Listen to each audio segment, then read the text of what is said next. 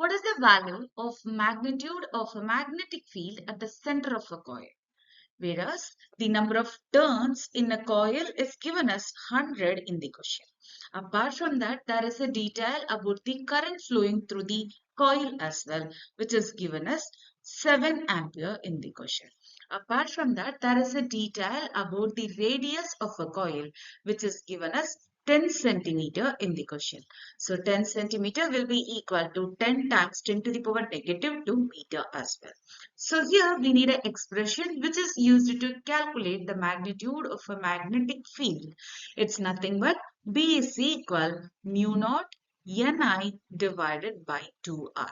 Whereas mu naught is representing the permeability of free space, which is equal 4 times 10 to the power negative 7.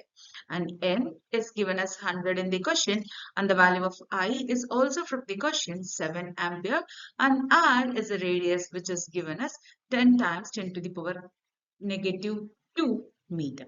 Now we can apply all the values. So B can be written as 4 pi. For a pi, we can write 22 divided by 7 for simplification, times 10 to the power 7 times N is 100 times I is 7 divided by 2 times 10 times 10 to the power negative 2. So now we can simplify the terms.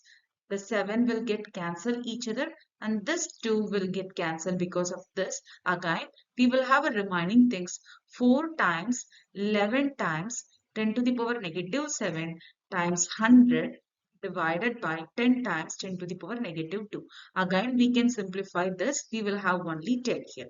So here we can write 44 times 10 to the power negative 7 times 10 times, when this 10 to the power negative 2 coming to the up, it can be written as 10 to the power plus 2. So again, we can simplify this 10. So it will be written as 44 times 10 to the power negative 4, which is equal to 4.4 times 10 to the power negative 3, or else we can say 4.4 millitesla. So the correct answer for this question is option A.